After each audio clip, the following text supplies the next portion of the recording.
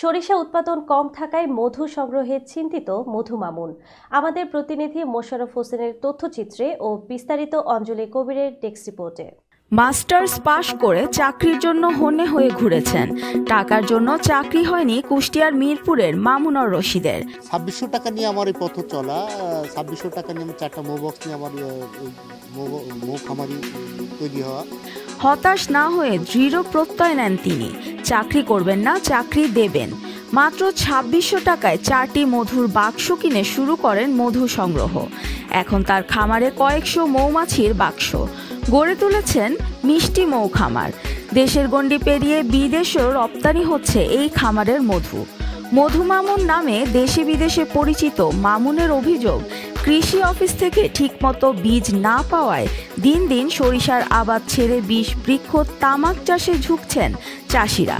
কুষ্টিয়ার মিরপুরের ধুবইল গেটপাড়া এলাকার মাঠে সরিষা খেতে মানুষের কোলাহল। সরিষা ফুল থেকে মধু নিয়ে সারি সারি কাঠের বাক্সে মৌমাছির বিরামহীন ছুটে চলা, এটাই মধু মামুনের মধু সংগ্রহের প্রকল্প।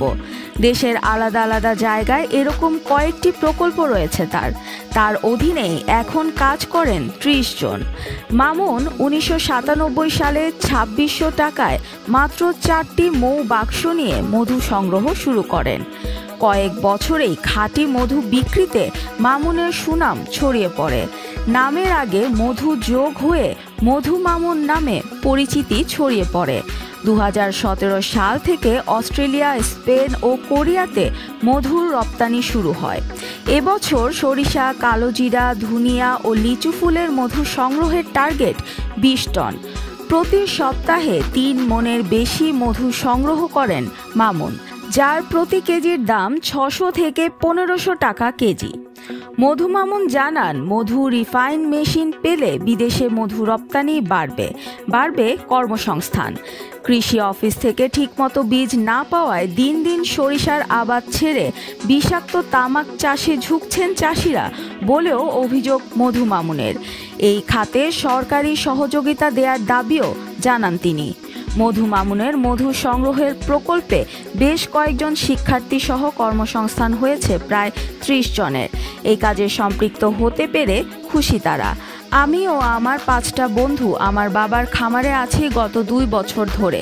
বাবার খামারে কাজ করছি এবং আমার 5টা বন্ধু আমার বাবার এই খামারে আছে।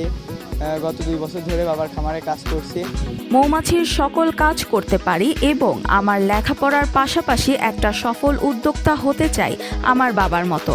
অনেকেই নিজ চোখে হারভেস্ট করা দেখে খাঁটি ও টাটকা মধু সংগ্রহ করেছেন মধু মামুনের মিষ্টি মৌ খামার থেকে।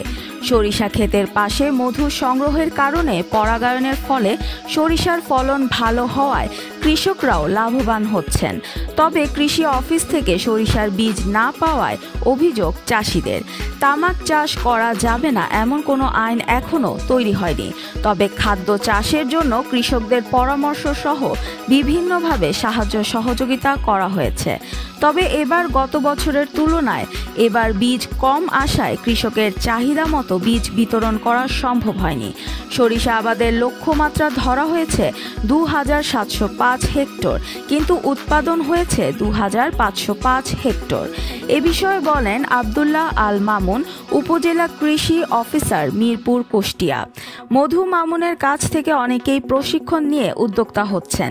এভাবেই সফল উদ্যোক্তার গল্প ছড়িয়ে পড়ুক, এমনটাই প্রত্যাশা সবার।